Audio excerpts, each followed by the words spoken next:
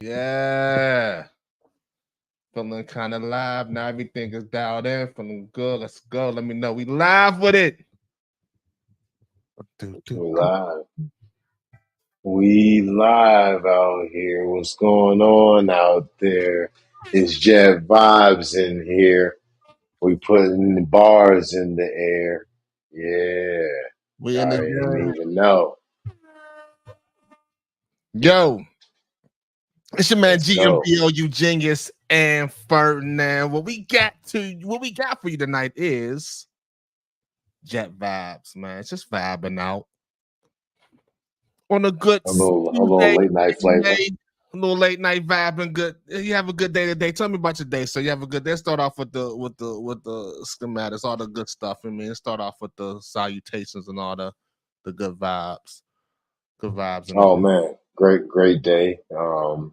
Did some rebuilding on my website. Always doing some reading. Always doing some spending some time with my children, with my family, and just keeping balance. Mhm. Blessed.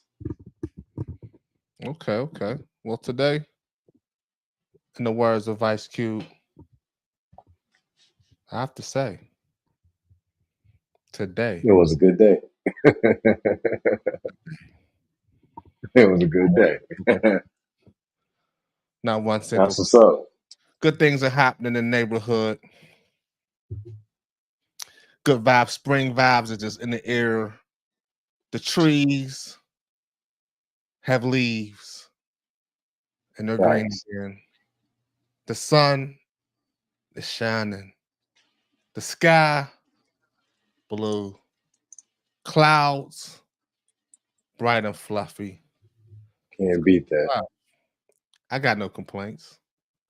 It's just good to be alive up in this piece, man. Facts. Vibing with the bro. Hey, so we got a guest in the building. And we got a special guest in the building. We got Brother Brian in the building. I'm about to bring him to the stage. We're about to talk a little bit about what's going on in the music industry. Hey, Brian, what's going on? Hey, how you guys doing? Oh, doing fantastic, man. Hey, so there's some things going on in the music industry, man. Give us a little rundown of what's going on out here. Oh, in the music industry? Absolutely. Um, I mean, I don't know. I mean,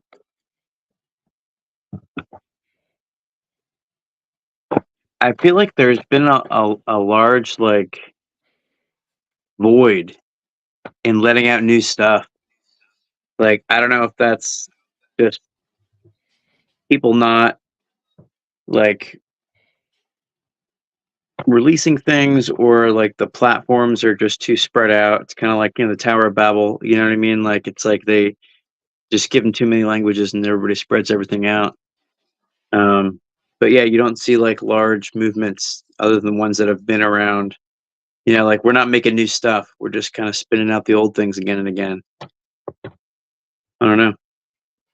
Okay. Well, what do you think about music's influence on people's behavior? Oh, I think it's um, super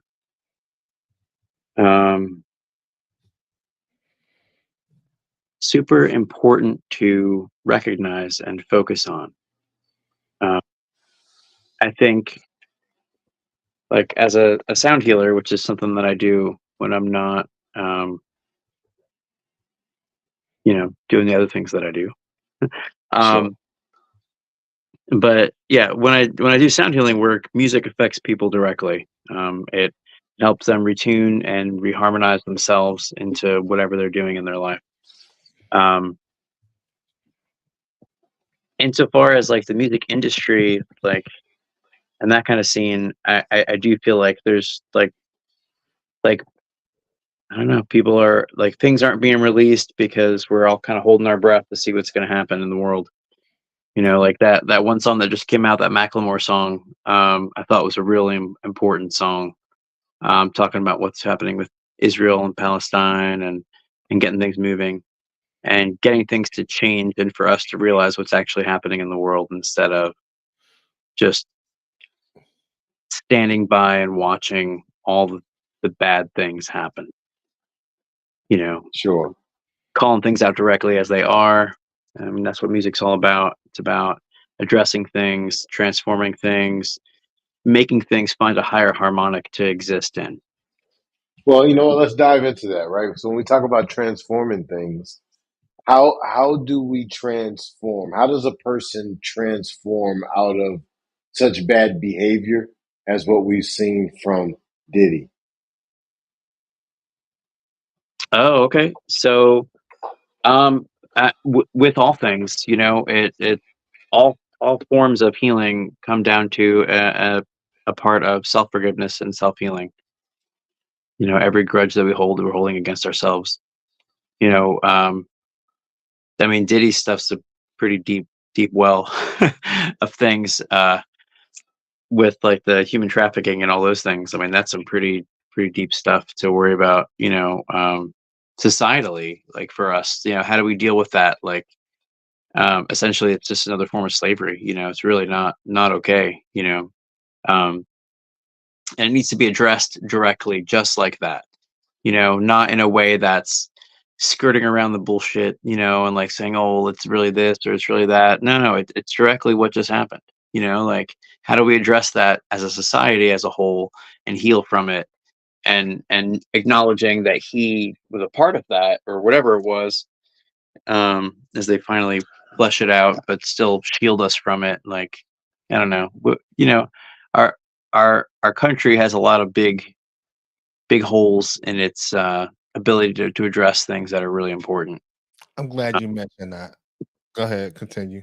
Oh yeah, yeah, and we're just like we're skirting around things. We're trying to pretend like, oh, this isn't what's happening, and there's some really bad shit happening in the world right now. And the more that we can actually address it, that's why that I mentioned that Macklemore song. Like I thought that was such a big deal. Like even Andy calls it out. He's like, I don't need to respond to Drake. Like it's not about the BS. Like it's not about the shields and the illusions they're putting in front of us. It's about really addressing things directly and using music as a tool to do that. I mean, music is the vibration of what we sit in. So if we're all just going to be sitting there listening to Taylor Swift crap, then that's all that we're going to be able to handle, right? Or like Beyonce making a country album. I think that's kind of cool that she did that, and I think it's great to bridge the gaps in all the different forms. I think that's one of our solutions that's going to help us make us get through all this. Is if we can all Absolutely, find a absolutely. commonality. Yeah, yeah. I Like appreciate you giving us that measure. Hey, Je, you seem like you had something to add. What's up? Well, you brought up the point, Brian, that America has a bit of apprehension speaking to these things. I like kind of like what Farrakhan said. What Farrakhan was talking to, we had an interview, and the interviewer spoke about an African nation being the worst nation in the world, and he was like, "How dare you? Like America has done all these things. I think you Mhm. just be quiet." You know what I'm saying? Like the fuck are you talking about? So, and I think that's the point that needs to be made when it comes down to the Diddy situation. I mean, what we saw was a very egregious act. It was horrible.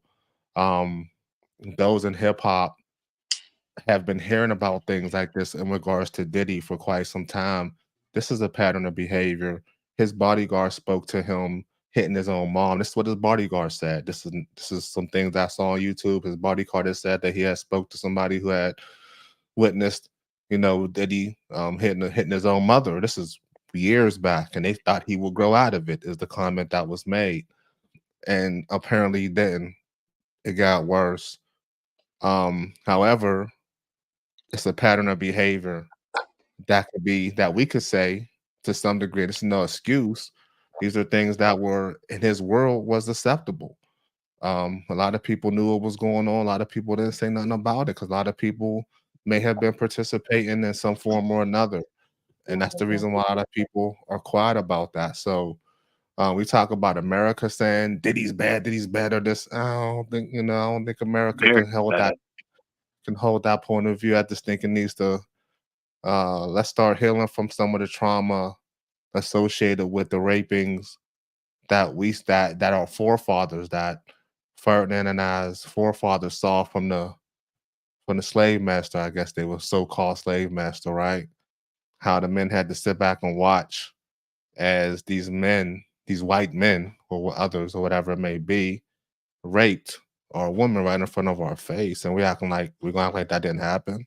And this is not to push away from what is going on with Diddy. I'm just saying let's look at the overall picture. We never really healed from that, or America has never really fully admitted that we know what's going on with it, but there's never no full admittance of we are sorry for what we did to your forefather. We're sorry for what we did to your ancestors. And at this point, I don't give a fuck about a apology. What does that mean? What does an Right. apology? Like, I don't. People get so big on these apologies. Like, I don't. What is an apology? What does that do? It doesn't stop the act. It doesn't stop the feeling. It doesn't stop the trauma. It gives it gives the it gives a view a overall look, a look of like almost like a facade. And Mhm.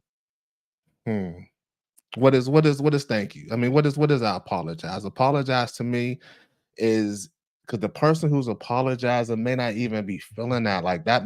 That's the thing. It just I said I apologize, so it should be good now.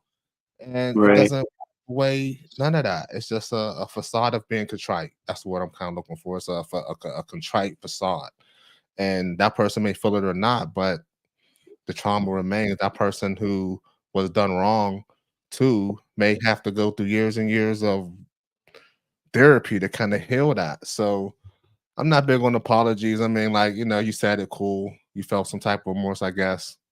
But the deed was done. Healing needs to happen from the trauma. The healing needs to happen from all the things that were done. And now back to did now this is again no excuse for what he's done, what you did, you did. Like a lot of people could have succumbed to the trauma related abuse or whatever it may be and didn't, and was able to adjust through life and be the difference. I saw a lot of things in my dad that I didn't like, and I just made a vow to be different. I said, let me just do things a little different, and so, and the things I didn't like, I just didn't do. You know what I'm saying? And it just is what Yeah. it is. Yeah, so not to monopolize the conversation, but when it comes down to Diddy, what he did was wrong. If you're going to press charges, then press charges on him, bro. Like, this is the he signed up for that. When you become an American citizen, this is what you sign up for. However, I feel like there was a lot of people in that world, and he used to always say, if you look at some of Diddy's his older interviews, he says, well, in my world, you're absolutely right. There is a whole separate world that we don't know about, where a lot of things that we may not deem as acceptable is acceptable. And these things we gotta, and now that I feel like that world now is being exposed, and and none of us who, if we're not in that world, we know nothing about that. But we do know that there's reports of young girls who are getting bussed in, and as they're walking in, they're getting their IDs or whatever, hold it out the door. So they in that world, you know what you're doing. Now, I'm not saying there's nobody not faulting them or blaming or nothing, but I'm saying in that world, you know what's going on in that world. You know what I'm saying? So, and I think now that role is being exposed, and now we have to look at it and say, wow, this is real. This is really happening. And those of us like myself who have daughters have to reckon that, like, Yeah. hey, what if that was my daughter? And that's why, Mhm. I mean, I know what I would do if I saw a video and that was my kid. I don't care if my daughter ain't telling me and it was 15 years ago. Shit. It just is what it is. Whatever needs to be done will just be done. I hear that. Yeah. So To I speak don't We gotta do what we gotta do to protect our families. always. So are we excusing what the bro did? Nope. And if Mm-mm. brought up on charges, let him be brought up on charges. You know what I mean? The apology wasn't for me. He ain't do nothing to me. The apology, like Cam said, was for Cassie. And so she got a couple million apologies from I understand, and that doesn't negate anything that happened. I'm just saying that just it is what it is. And hopefully she's healing and she has an opportunity to.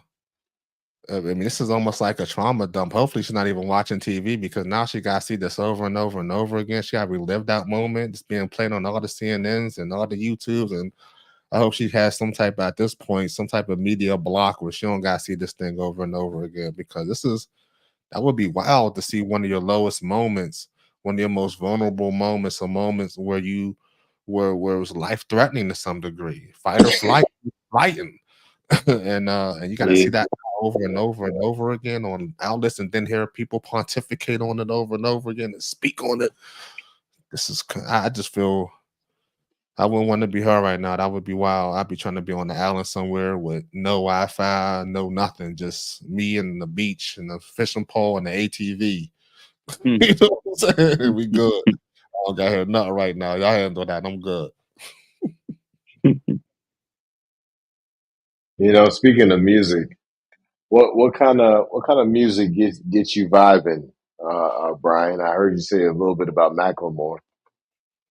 Oh yeah, I mean, I don't know, because I've been doing sound healing work for the past 9 years. I've kind of pushed away from like I don't know, I guess popular music stuff as much. I still listen to all of it and I appreciate all of it, and I love when some good things come through and that are like powerful songs.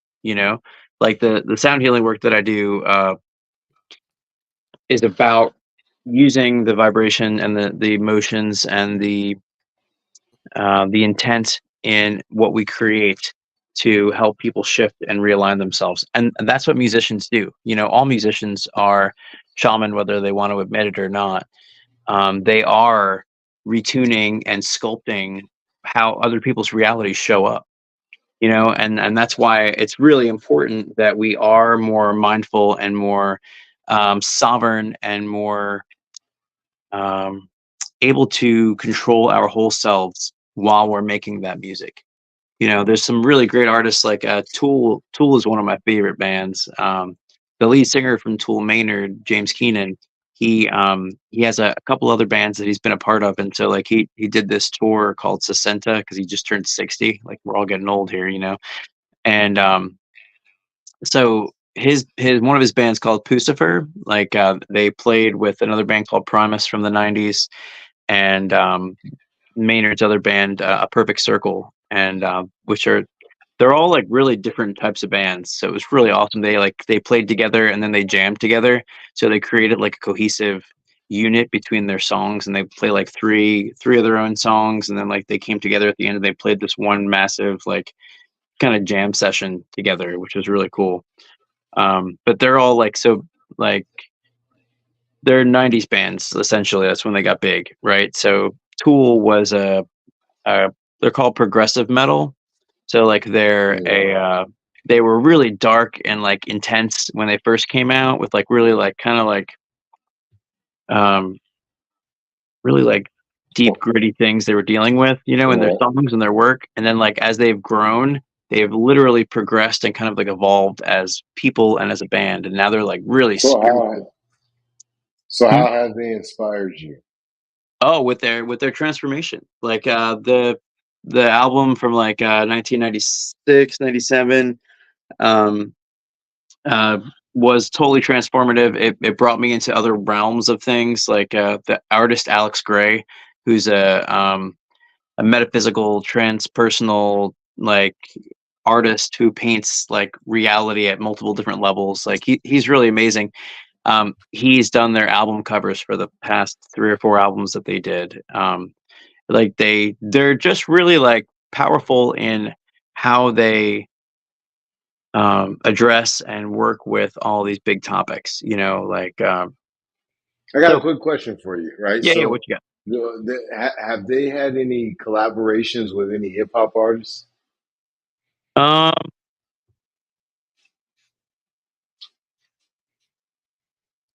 don't think that Tool has done anything with the hip hop artist. I think that would be a really cool mashup, and I bet Maynard would be totally down for that. Like the band that he brought in for this little birthday tour thing he did, it was called Primus. Yeah. And Primus is, have you ever heard of Primus?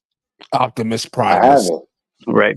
But Primus is they were called grunge, but they're really like kind of experimental. The main lead for the band, like, you usually have a lead guitar, right? It's a lead bass. Right. the bass player, Les Claypool, is one of the best bass players in the world, and like he drives the songs. Songs are almost like he's just kind of like he's such a great bass player that like the songs are just kind of like ad lib to the music. And The this is the music carries all of it. This is the band Primus you're speaking of? The band Primus, yeah. And so they're so good musically. They're just really dense musically. And that's kind of like what Tool's like too. Like they're just really dense with the depth of the music. And like when I say that, I mean like the way that the composure of the different scores in their music, you know, like the way that they like arrange it, literally like the key signatures, the way they move back and forth between different times and different rhythms.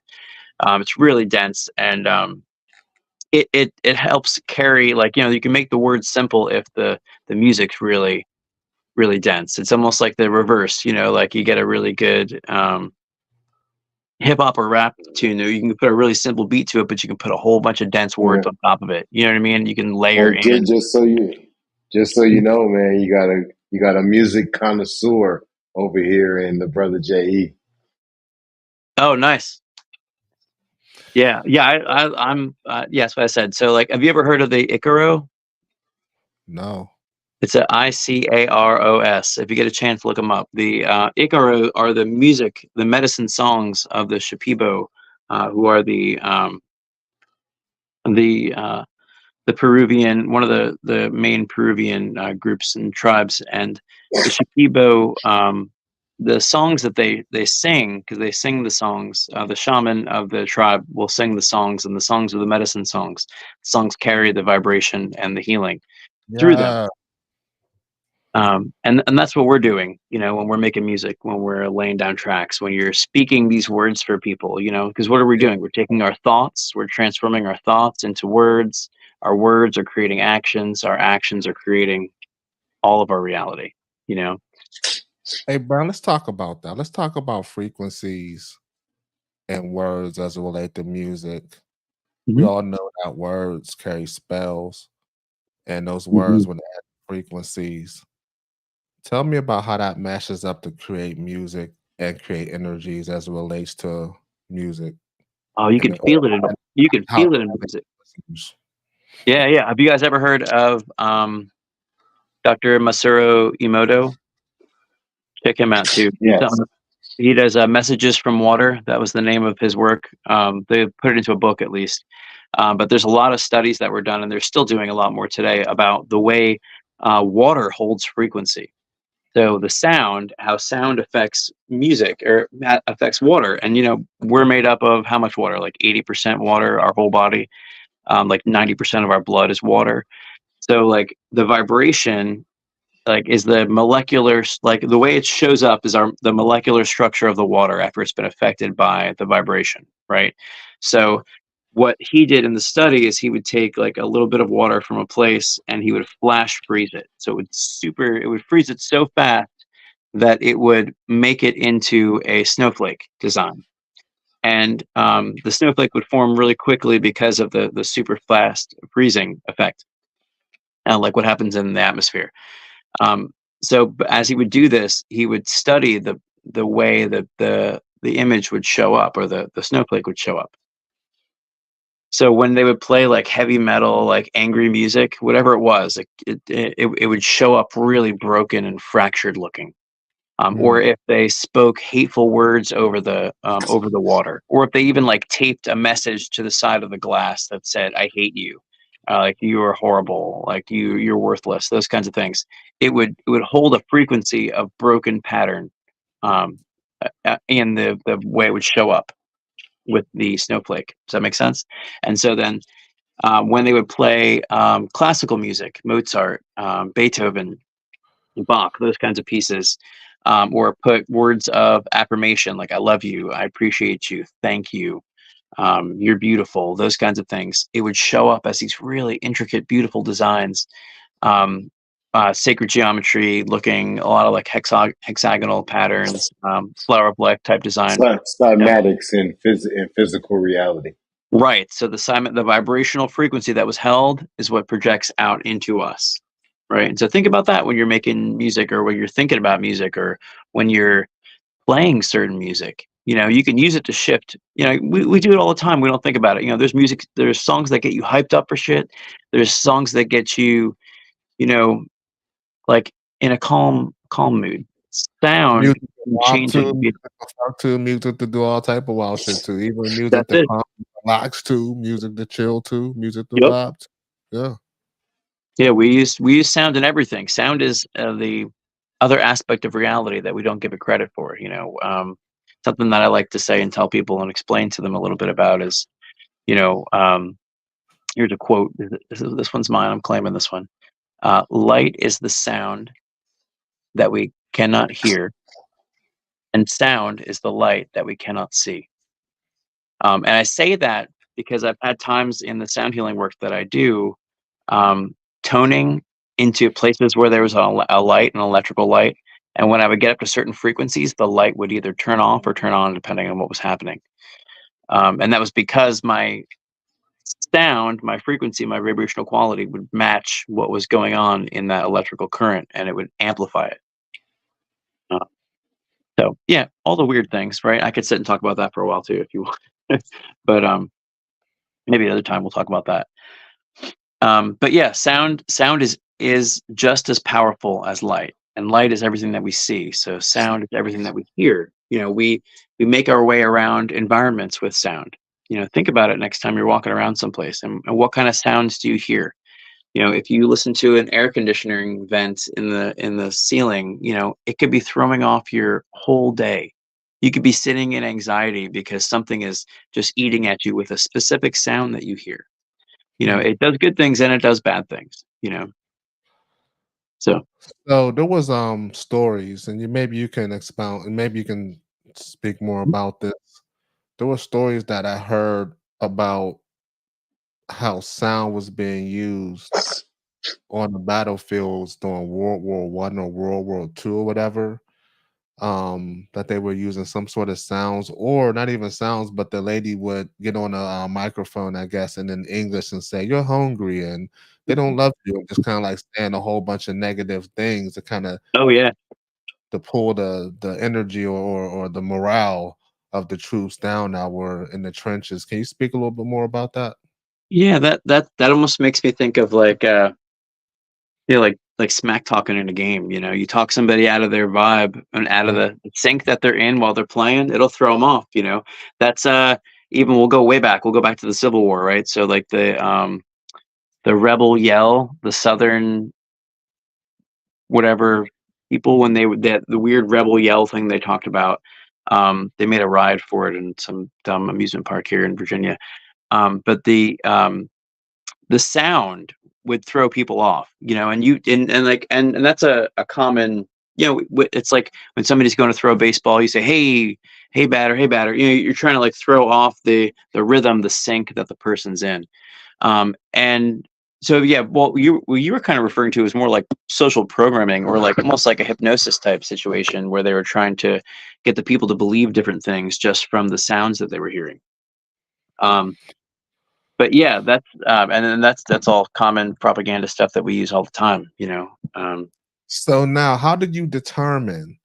Because there was a lot of stories, even and can this and then is this even having an effect on you when you can play a record backwards and it has messages, and then when you play it forward, it's the song. I mean, does that really have an effect on you at all?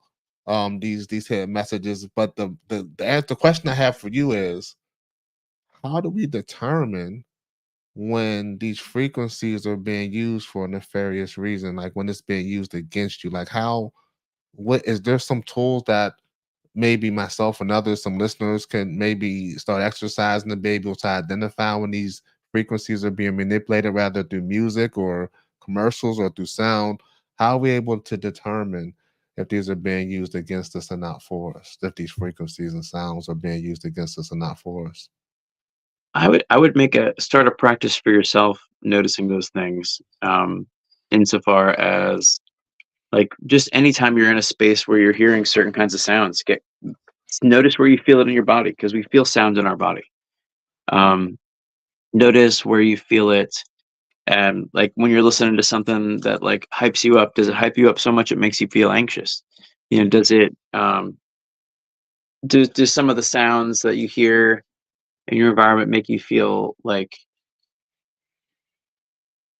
you don't want to be a part of things, or you're just kind of like spacing out with it? Like it's, you know, it's more of a you have to feel into it, you know. That's and but that just takes noticing time. So when I say noticing time, I mean like take a moment and like really be aware of your body when these things are happening. Be aware of your breath. Does your breath change? Does the pattern of your breathing change? Does the way that you feel in that moment change based on what the environment is surrounding you? Like, you know, like walking past a fire alarm, you know, it feels really jarring, you know, that kind of a thing. And even to speak a little bit more to what you said earlier with like them using things to like do like a brainwashing thing to people and like throw off their their gumption and their ability and confidence and want to fight. You know, they also have riot dispersal gear things they use now, which are just really extreme sounds that'll play and just make people push back because it's so intense. They've done that where they've surrounded a house and they played endless rock music at the house to make the people want to leave. They've done what else? Hmm. There's a sound, and I heard this. I don't know the truth of all the, but I feel like it's probably true. There's like a low, because elephants, when elephants speak to each other, they speak to each other in a frequency that we really can't hear. We only get like parts of it, but there's a Hmm. tone that's really super low that'll make you like lose your bowels. Like that's how intense it is, and it's like one of those military like stopping things, like what they'll use to stop groups of people or something, make them all crap themselves. But yeah, there's Uh, all kinds of that would be a shit show, I'm sure. yes, it would. That's fine. This But is yeah, Funny guy. but now you real quiet over there, man. What's going on? I need because this music thing is crazy because I think you're right, Brian. I mean, at some point your energy, you have to be able to know yourself. You have to be able to know, like you said, where you're at when things are happening, what type of sounds are making you feel a specific way. Like, I can give you an instance of something that made me feel like extremely dirty listening to, and it was Old Dirty Bastard second album. And I was reading in the magazine. I was younger then, but I was reading in the magazine where he was really like later he was really smashing in the booth while he was recording. And so on this one song, he's really smacking cheeks. Like, as a youngin, that affected me. It was not in no type of a. It was just not. I can't say in no type of erotic way. It just affected me. Like that's, ugh. You know what I'm saying? Like well, I don't know. music's been used for a lot of that too, right? Yeah, yeah. You hear a certain rhythm and it sounds like some kind of uncomfortable. Yeah, yeah, yeah, yeah. Some inappropriate music. It was just that there was a chick, and then I started. I'll think about something different. Like, man, this chick is now got to go through the rest of her life knowing that she got That's her smashed sound. album. Like, you like, I don't know, man. I think about a lot of different things, but that just was like, I just don't know. It just made me feel a different type of way knowing that was really happening. Now, if it was like some people when they're acting, like okay, voice actors, I guess that's one thing. Like, because you, I mean, that's one thing because you kind of know that it's made up. It's it's okay. Now you said, okay, this, okay, we good, all right, great. But to know that was way like, like, yo, that shit crazy. I don't know. But that's true story. Old Dirty Bastard. I can give you the song, second album. It's That's crazy, man. fun. Like I'll find it. But there was a couple other songs that made me feel extremely like violent from Tupac. Just because we play what the people were violent. Yo, that doom, doom, doom, doom, doom, doom, doom, doom, doom, doom. Man, that shit right there. Woo! Man, as a youngin, like now it's a different effect because I was younger, had different views and whatever. But today I can still listen to it. But back then, that was really like grabbing my heart, like, yo, we gotta do something. You know what I'm Mhm. saying? Like, yeah, just because we play what the people want. So you know what I mean? So I don't know that just that, but that pounding, that doom, doom, doom, that just that bass was just crazy in that song. And then another song. Now I'm just going down memory lane. Now speaking of Tupac, B.I.G. Um, he said, "Cause I'm a piece of shit. It ain't hard to fucking tell no more. With the goody goody. Like when this dude, another song. I don't want to live no more. Sometimes I kind of like even hate singing that verse, but the song is so dope. But I don't want to live no more. Sometimes I hear death knocking out my front door. I'm living every day like a hustle, another job to juggle, another job to juggle, another day, another struggle. So that's Big. But the song is so dope. I know what it feels to wake. I know how it feels to wake up fucked up, pockets broke as hell, nothing rock to sell. Like the song is dope, but the hook is just like I want to be speaking that. I'm kind of cool with living right now. I don't want to not live. You feel me? It's like so. It's Make just see, making sense. they make you feel some type of way. Listening to these songs, they give you some type of feeling of when you listen to them.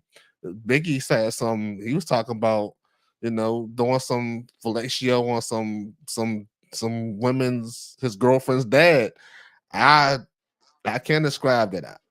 You know what I mean? So I kind of so for that reason, I can't even listen to the song because it's just the song is dope, but somehow we just gotta if we can just bypass that first little verse right there, we may be cool. Because it just like why? Like now no, you know. You look good, but I wouldn't want to do nothing to your father at all when I can just do it all to her. Like, why would we want to involve that? You know what I'm saying? He said, when I met you, I admit my first thought was the trick. You look so good. I can't even say it because it ain't, I just can't.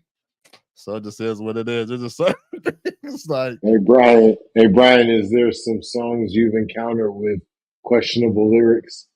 Oh, tons. Yeah, yeah. Well, I was gonna when you were talking made you about feel a way the lyrics that made you feel a way, like gave you a y'all ever different type heard of song. two live crew bad as you want to be? Oh, Two Live Crew gave me a lot of feelings. That song just like broke all the Me barriers in so my that brain gave about me so like horny. I'm like, inappropriate oh, things. Yeah, yeah, that was the girl who sings "Me So Horny" it has embodied horny, like me so horny, like yeah, the is album. the epitome of horny in that voice. If horny could be a voice, that's it. Like there's nothing. I'm sorry, but go ahead. No, yeah, no, definitely. Yeah, that whole album was just like it broke all kinds of boundaries. I mean, yeah. But yeah, like but songs do that, but then they also do like like I remember was it Ice Cube? Was it Cop Killer? That album? Like that album was intense. I got way into that for a little Ice Cube while had one too. when Remember I was Ice Cube had little. the rock album? Hmm? No, Ice T. Remember Ice T had the Oh yeah. rock album as well? Oh yeah, yeah, he put some things in it. Yeah, yeah, I remember him doing a couple things. Have you ever heard of Rage Against the Machine? Oh yeah, Yeah, yeah, Rage like that. Like, and it's interesting because like I dope name too. I love the name of that band. oh yeah, their whole thing. I was really kind of sad that they stopped making music. Like they're all still around, but they like do their own things now. But like they were just powerful. The message and the way that they came out just all out, and like really embodied the idea of like using music to create change and to make people notice things that they hadn't been noticing before. And that's what this does. That's what we're doing. Like it's showing the world that there is something else. It's not just the things you see in front of you. It breaks boundaries between all kinds of things, culture, or with people, with the way things happen, with the way people interact with things, with the way that they show up for each other. Yeah, like I remember there's songs that'll make me cry, because they just have so many like either Oh, memories embedded in them or everything, and it's noticing those things. Like there's a song I got from the '90s. It was hey, Brian. Hold on, I REM. got one time, Brian. Hold on, one, What you bro. got? What Oh yeah, go ahead, that go ahead. What you got? cry, bro? And I don't even know why, but I do know why. But that song "See You Again," the Mm, West for George Putin joint for the Fast and the Furious joint. Oh shit, that joint. Swoosh, that joint driving tears is flowing. Sometimes I don't even be knowing why. I just be like, this song will just make you want to just tear up for some reason. To this day, that's a very emotional song. I think it came out because around the time, well, without getting emotional, I think around the time my dad passed away, I think that was more like little gut wrenching of it. It was a song that was very gut wrenching. Mm-hmm. But now it's just it's an emotional song. That whatever chord they was sitting, whatever they was trying to strike, whatever emotional frequency they was on that one, man, I think they really struck a chord. Mm. Yeah, "Tears in Heaven" by Eric Clapton is one of those Oh, songs that's for my me. That song breaks me every time. He wrote it for his son that passed. It was oh, real tough one. I mean, like, just it really gets you going, that emotionally, you know? yo, that's I can play that song right now, put that on repeat. That I have listened to that song on repeat back when I had it on CD, which was that whole before Spotify. Like that song, Tears in Heaven, the guitar, everything, just Mhm.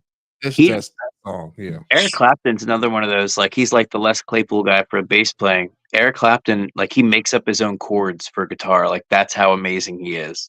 Like, he's like one of those, like, he's the guy, you know? REM, "Everybody Hurts," ever heard that song? That was a '90s tune. That got pretty big then. "Everybody Mm, Hurts." you guys sing the hook, bro. Everybody hurts sometime, so Oh yeah. hold on. We should be able to pipe. hmm Yeah. I was a little I off feel, the I, hand. I feel like it was. I feel like it was in a Stephen King movie soundtrack. Something like that. Yeah, it's been used in things Remember the movie before, Stand? I think. Oh, It was like a horror Philadelphia. movie You ever series. heard, there's a song, it's an opera song, it's called Nessun Dorma. When I was You in, talking about high school. Tom Hanks? Say again? You talking about Philadelphia with Tom Hanks? Yeah, Philadelphia with Tom Hanks. And that movie, when they go and, it's the song, he's like crying to it, but he's explaining the song. Um, it's called Nessun Dorma, and it means no one is sleeping. And it's like somebody's up late at night and they're like crying out to the world. But like, so when I was in band in high school, we played the song. Like we did this whole like operetta thing they did. I was in marching band anyway, but like, so but we had to play the song. So I remember them talking to us about the song and that, but I already knew the song pretty well because of that movie. But yeah, that's a really touching, just powerful moment in the movie, and like movies really use sound, and the songs will drive the whole movie. Like I gotta throw some cool like love out to Trent Reznor. Ever heard of Nine Inch Nails? Ever heard of that band? Oh Yes. yeah. So Nine Inch Nails, Trent Reznor, the lead singer guy, he did all of it actually. There's not really like ever heard the band Filter? Mm-mm. No. Yeah, but if you heard the song, you'd know their songs. Like they play them on the radio and stuff. Like if you want to take my picture, like you want to take my picture. Anyway, Filter, it was the backup band to Nine Inch Nails because Trent Reznor made all the music all by himself. Anyway, he's the musical genius. Totally one of those people. He um he made the soundtrack for the movie Soul. You know the movie Soul, the Disney movie, the Pixar Oh, movie. yeah. Yeah, Yes. yeah, yeah, with the Yes. jazz. Yes. Oh, Yes. yeah, That yeah, yeah. yeah. Um, yeah, Trent Reznor's got some really cool. He also made the soundtrack for The What was Crow that movie movie. though? Wasn't that the jazz he died? The jazz singer that died and went to heaven or something? Wasn't that the same? Yeah. The jazz. Oh, he was a jazz musician. He was a piano That player. Yeah, was that. that movie was awesome.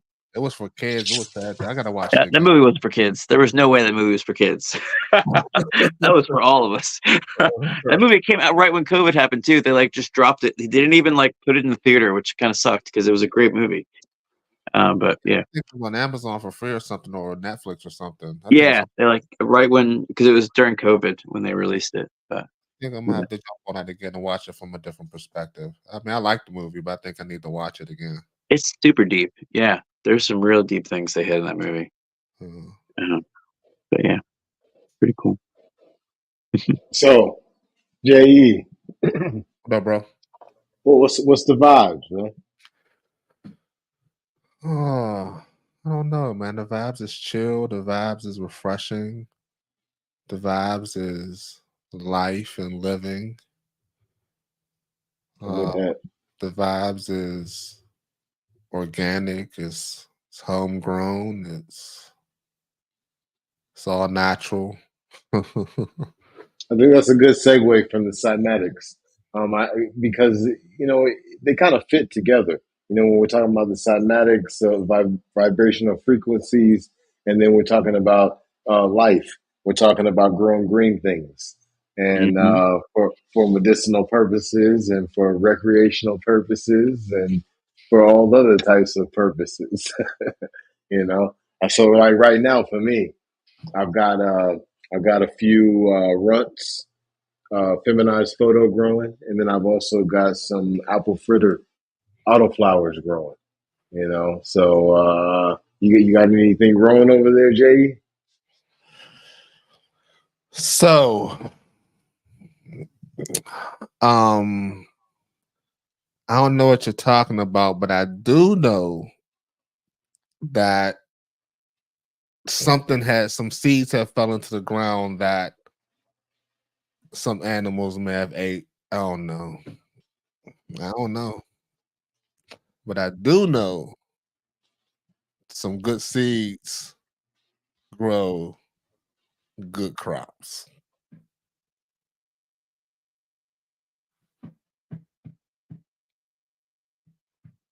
I would agree. So, what about you, Brian? You First do go any for the growing? seed, try again. Actually, somebody just handed off a plant to me recently.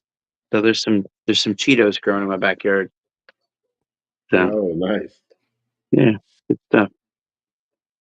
I There you think go. so. Let me give you the example of the ultimate utopia, right? Because I feel like if we're going to prep at some point,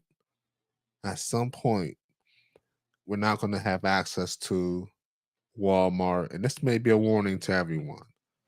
So I think at this point, if you can just if you're whatever your vibe is, but the vibe is get a few chickens, some chicks, grow them up to be chickens. You have eggs, you got chickens running around. Grow you some vegetables, cucumbers, peppers, spinach. I don't like lettuce. I might like spinach on my salad. I'm a little different. Grow all your vegetables out, all your herbs, and then grow your little greenery, some cannabis, some cannabis. Get you some bees. Get you some honey, some raw honey. Got you some honey wine. So if this whole world shuts down, you're gonna be able to make you a chicken sandwich, a chicken salad, get you a glass of wine, and have some weed while the world is crumbling around you. But you're gonna be all right though, because you prep, you got yourself right. But I, just in that same thread of what you're saying, like, there's a lot of big community movements happening with people really keying in because things aren't showing up very well right now. And with the world happening, especially Hampton Roads, this area, I'm not sure if you guys are in Hampton Roads, right? Speak Right. on it. I mean, I don't know about you, but being, within 20 miles of the largest naval base in the world is probably not the best space to be in the United States, Mm. especially probably the most heavily armed area of the country is probably right here. So yeah, it's a scary place. So deep community is really important, like so people growing together, like and not just growing that, but growing everything. Like you're saying, like grow like you get your neighbor to grow some green beans, get your neighbor to grow tomatoes. Like you grow eight tomato plants, and these tomatoes grow well, and we all share together, and we all have like community picnic at the end of the season or something. Like that's the kind of things we need to build into. And we need to get comfortable with that and get comfortable being around each other, like I was just thinking the other day, like like across the street from me, we have like I have an Islamic family that lives across the street from me. Like I really want to go and like connect with them, and so they feel like they're accepted, and that that there's nobody fighting against anybody here, and that we're all Americans, and that we need to stop the bullshit that sits with the distractors that they put against us, I just think it's important that we address that, before things get stupid, and because that's what happens when we've been separated enough, then people make that their thing, and they use that against us. So yeah, I don't know. The more we can all figure out how to work Right. together. Well, Brian, Um, I really want to thank you for coming on the platform, man. You gave away some great jewels and gems, Absolutely. and hopefully every week you're gonna come back and give us some more, man, because the community needs what you just gave, bro. Je and I are so thankful for the time that you gave today. Before you go, if you don't mind, man, tell the world how to get back in touch with you, how to support all of your ventures that you're working on. yeah. Well, we're doing a lot of things. The website that I put underneath my name is the Sound Healing Conservatory. That's a Right now, it's the organization and the sound healing school where I teach all the different concepts, a lot of the things we talked about today, and other things, and how to play sound healing instruments, how to use your voice for healing, how to do all kinds of really cool things with sound and music. Let's see what else. We have a school that we're creating. We've had some intentional community ventures we've worked with. Um, yeah, just check out my page on Facebook, Brian Egan. The people on my page would be seeing this on YouTube for my Just Be YouTube page, which has about 60 or so sound healing and different spiritual concepts and talks and things like that I've done. My church organization that I created last year, spiritual organization, is called Ascension World Eco Campus, and we're bridging and making that get bigger and bigger as we go. We're a year and a half into that. Um, the more things that we can do to bring everybody together, the better we can all be. So thank you guys for letting me go on the show here with you, and I'm definitely down with coming back on again. I think it'll be fun. I really appreciate your perspectives, and I think it's awesome. And I just, yeah. So other things that I do, I'm also a U.S. history teacher. So when you were talking about all the deep, dark crap that we have in our history, because we are a fucked country, and we need to do some big, big work to make some shit right, really fast. Like a lot of people I got to get really cool with a lot of stuff really quick if this shit's gonna work. So every way that you guys can help and that we can work together, I'm totally down for that. So thank you for letting me be on here with you. Gratitude. Thanks, bro. Take care, brother. Yeah, take care. Yeah, man. So what's the vibes, bro? We had some great messages from our brother Brian, but yeah, we moving forward, and That was a lot of information at one time, bro. I was vibing, yeah, a and lot of great information. definitely Very wasn't valuable.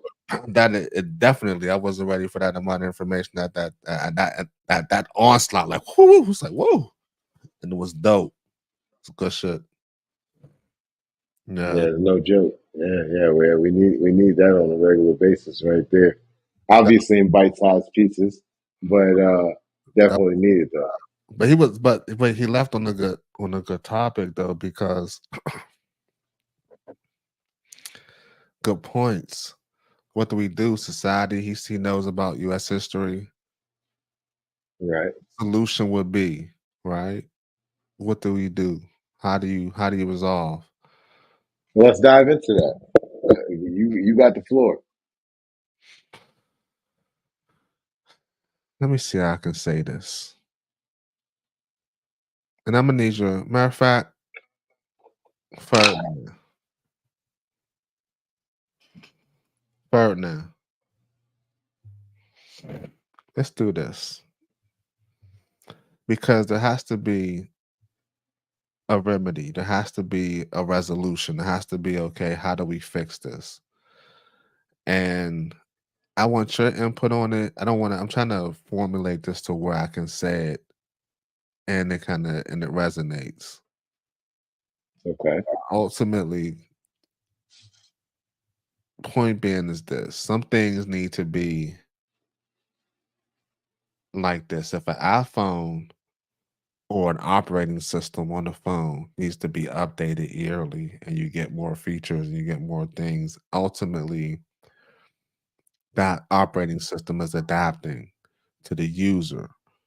And I don't think maybe we're in a position with our current structure that it's not adapting to the users.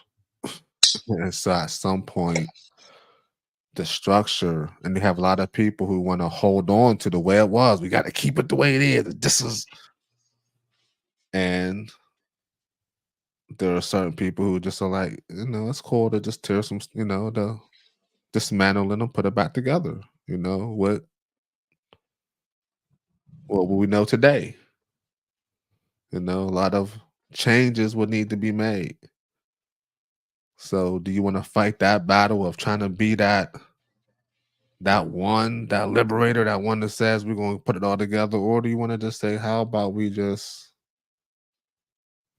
fade? How about we just get our own shit, get our own piece of land somewhere, and form our own situation and I figure it mean, out? that's one of the better things to do is what you just said. Why assimilate? Just disseminate. You know what I'm saying? Like, let's get up out of here. Okay, let's go to our own little situation and see how I we mean, do. the reality that we got to face is this nation was built upon deception and lies. Preach. It's just facts at the end of the day. It's no hate. It's just reality. I've done so much research on this nation, and when I say this nation, I'm not talking about this land. I'm talking about this corporation. I'm talking about this business entity that we call the United States of America. And when we look at that for what it is, we can understand why the people are operating the way that they are. We can understand why agriculture moves the way that it does, why industry influences the way that it does, the political space and the religious space as well, the educational space as well, right? So these different areas that are kind of important to the infrastructure and social economics of our people. These are things that we need to take control of. And it wouldn't even be that difficult to do because it just requires us to stop participating and then to participate in something else that we create. And us participating with each other to rage against the machine.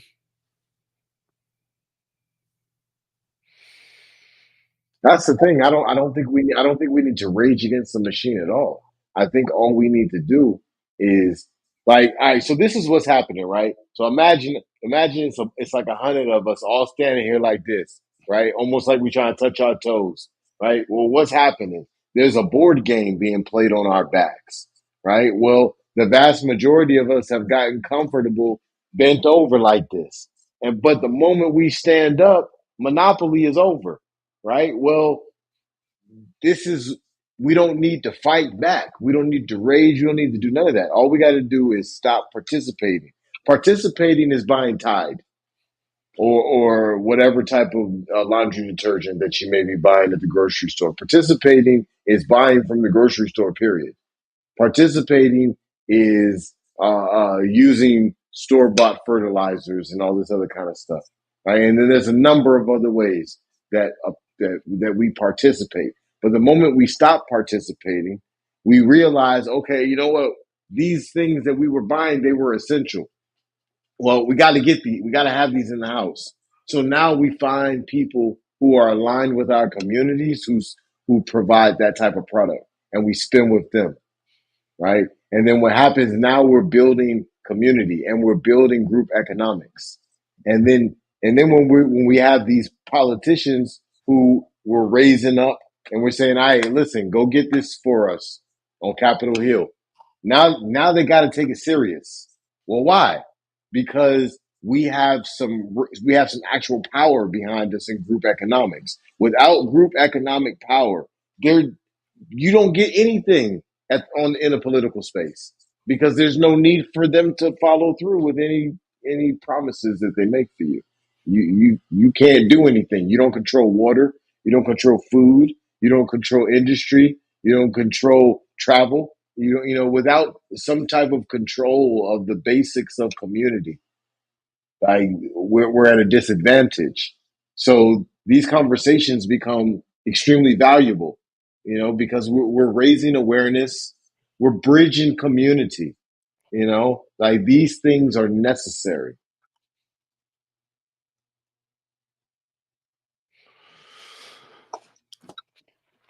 Okay.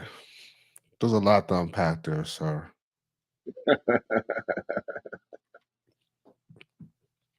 Let's start with group economics. I would have to say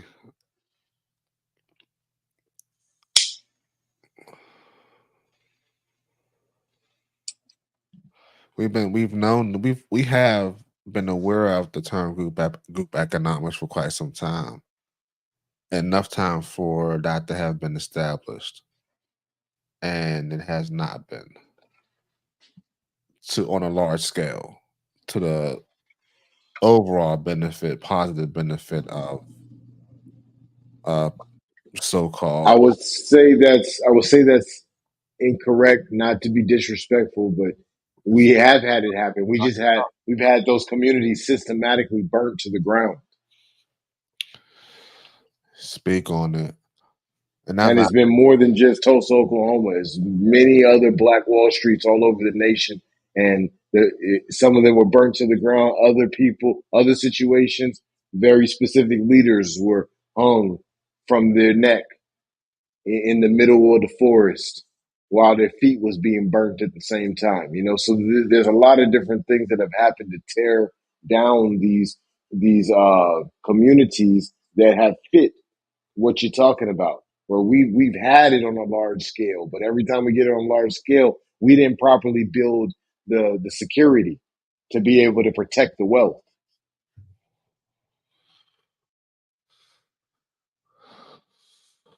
There's a lot to unpack there from U.S. history. All these, and Oh, trust me, I can go much deeper in U.S. history. I'm just barely scratching the surface right now. I'm more interested in how we make for a better U.S. future. A better U.S. future requires us to stop poisoning our people in the grocery stores and poisoning our people on media with a bunch of advertisements that don't fit their microbiome, that would help them to be healthy and whole on a consistent basis. If you have an infrastructure of a nation that feeds their people poison, there's no getting better until you fix that part.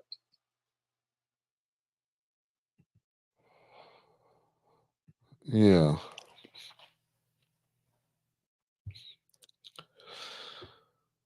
But the people have to stop participating.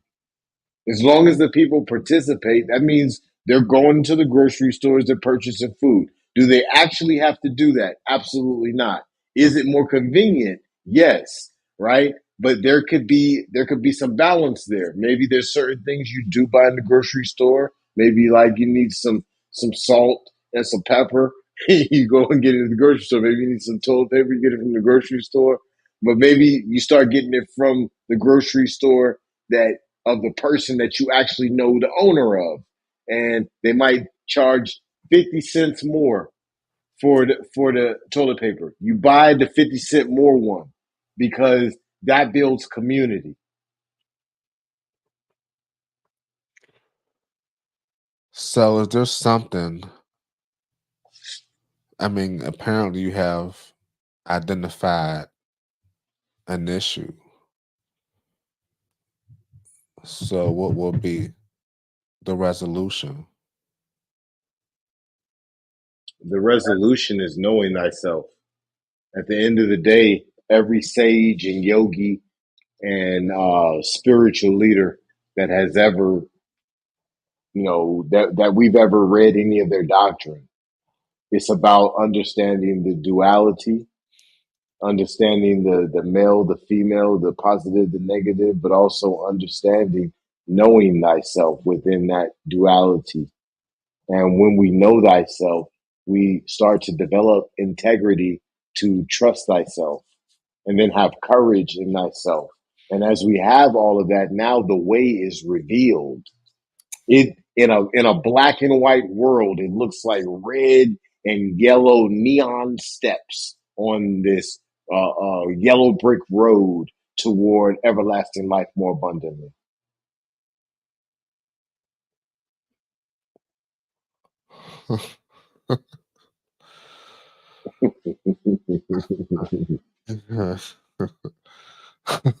This is so. I, I like how poetic you made that sound. So actionable items would be if they're poison and if they, and we have to identify. We got to stop saying they. We have to actually identify who they are.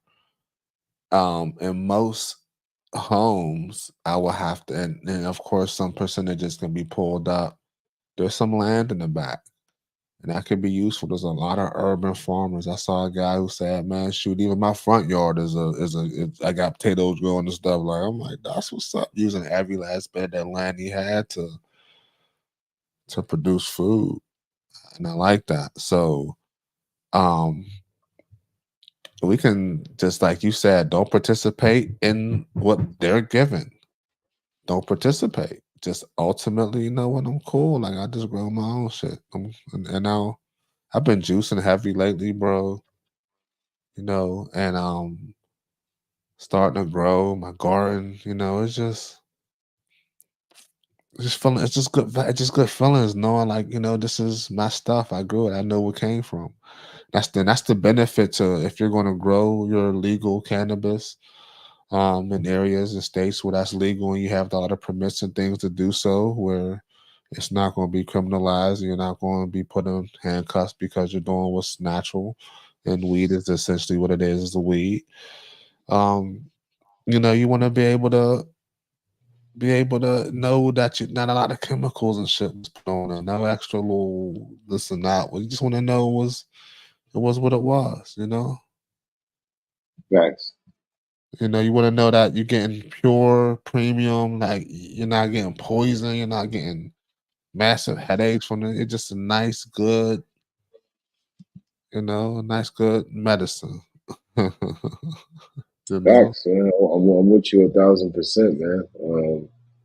It's an amazing feeling to grow your own food and to cut your grocery bill in half, or cut it more than that for a certain amount of months per year, where you're going to get a lot of sunlight and a lot of rain.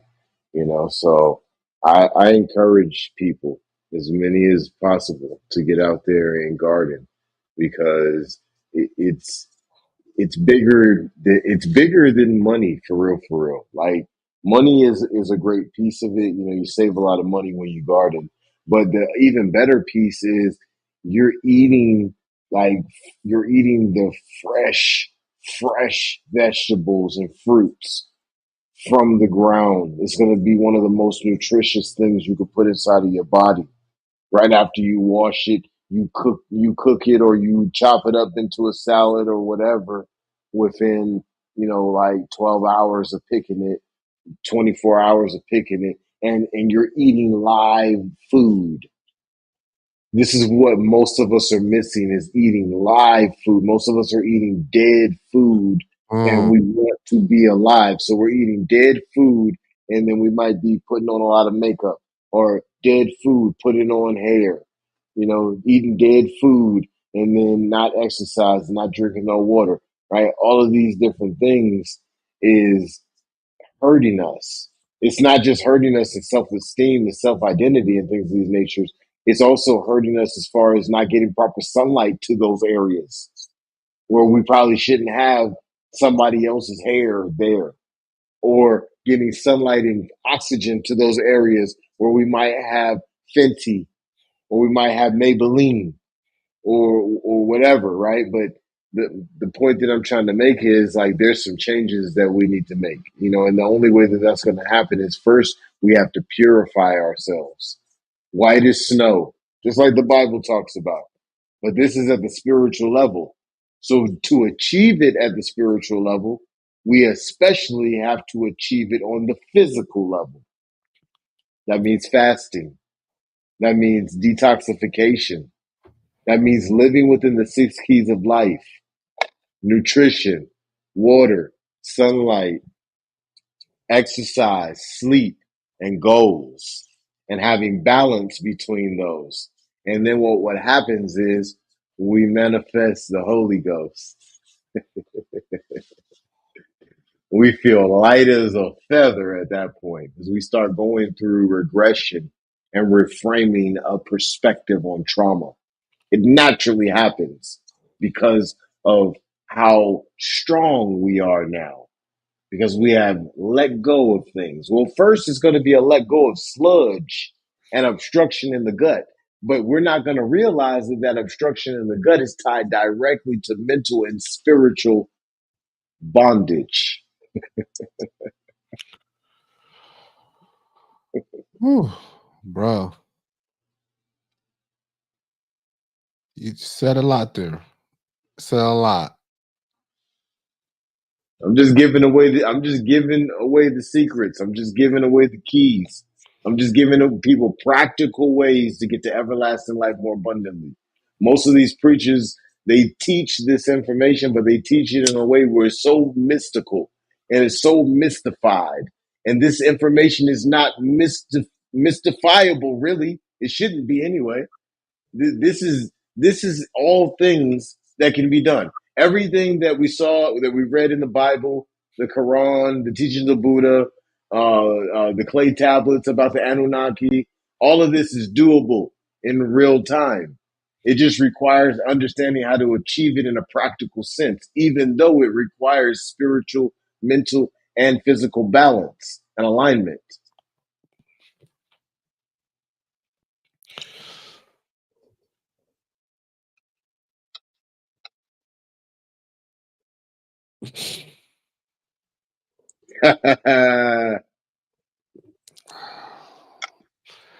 Cause yeah, you know where I want to go with this conversation, but I think we gotta save it for next Tuesday.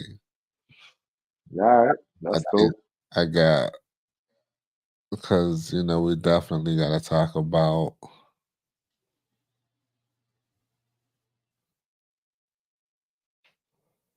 Shout out to Just B.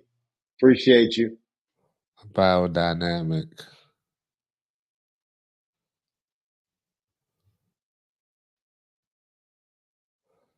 The resolution is Marxism in its pure form. It becomes a rainbow bridge. Gotta explain rainbow bridge. We gotta get Just B on the show next week, Tuesday, 10 p.m. Eastern Standard Time. Just B, make sure you're here. We gotta unpack what you're talking about. We gotta have a conversation. We gotta go deep. No Diddy. Definitely not.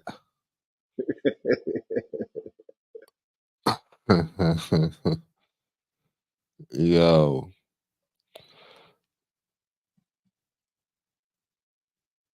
there was the resolution. I just feel like there's a lot of land on this earth where if you're charismatic enough or got enough resources or enough gumption to find your tribe, and your tribe is the people who resonate with your belief, just find your little piece of land. There's a lot of land on this earth, and just like somebody discovered it, you can discover some land as well and build on it and build out a tremendous community. And because maybe the reason why we don't know where to guide society or how to evolve into or progress is because we don't see the example. And maybe you are the example. Maybe someone watching or whatever is like, you know what, I'm gonna just make I'm gonna be that example of building a community that can work, a case study, so to speak, where it could be looked at like, yo, this is working, see what we've done. And I'm sure there's probably a lot of these instances happening. Like, right, I knew Just B was Brian. I knew that there's a lot of instances where um yeah. So again, there's a lot of instances. I lost my train of thought. That was I was supposed to sit here read the comments. I lost my That's what's up. Hey, Brian, shout out to Brian, man. Yo, yeah, man. You got some great ideas, man. We ain't laughing at you. We laughing at the thankfulness that we got for people believing in us. So appreciate you, man. And we definitely gonna talk about this. I think we might have something here.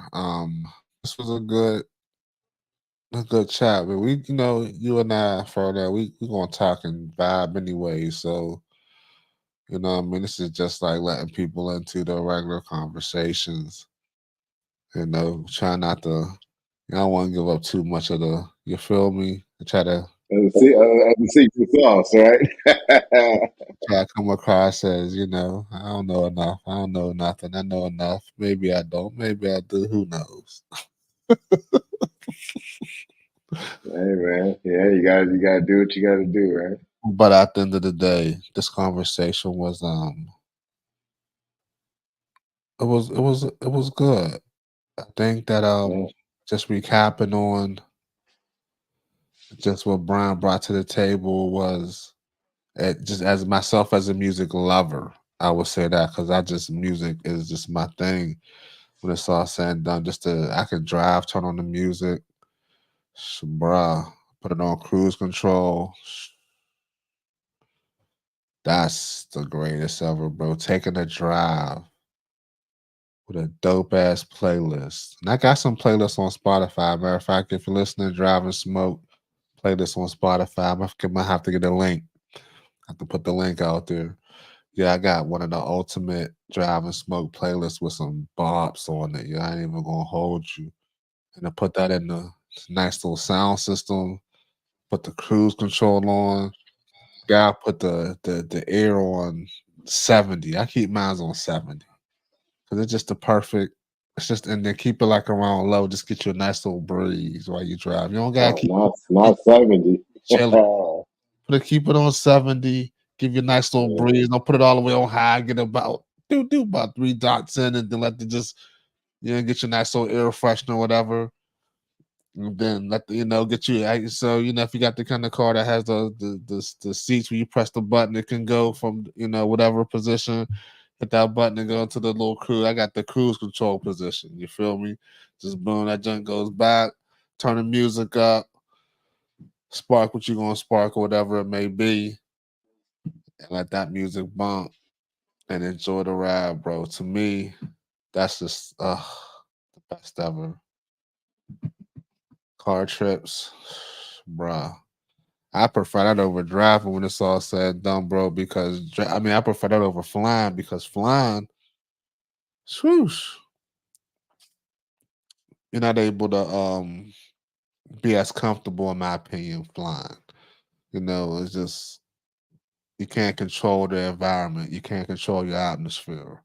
In your own car, you can control that. You can control how cold or hot you want it to be, how music up or low, what you want to do in there. You can, you're able to stow away whatever you want to stow away. It's just pack what yeah. you pack. You feel me? Well, you know what? Check this out. We're gonna go ahead and we're gonna come back to this. Next week, we're gonna have a part two. This we're gonna dive deeper into this topic, and we're gonna revisit all of this. Big homie Je in the building. Jet Vibes Tuesdays, 10 p.m. Like, share, comment. We got the big homie Jay in the building. What's going on, man? We got Ferdinand in the building. What's going on, man? And we out of here, bro. I think I done expelled all the juice in my battery, bro. I don't think I got anything left. But this is a great conversation. I'm looking forward Facts. to the week. Brian, thanks, Brian. Shout out to Brian for giving us information, man. I think we got a lot more information to grab about it, Brian. I think it's gonna be give me a week to get some questions together. I think next week we're gonna enrich the conversation, no doubt. Shaq. Facts. All right. Hey, thank y'all. Thank you to everybody who tuned in. All of the interactions. Appreciate you. Next week, Tuesday, 10 p.m. Eastern Standard Time, and we out.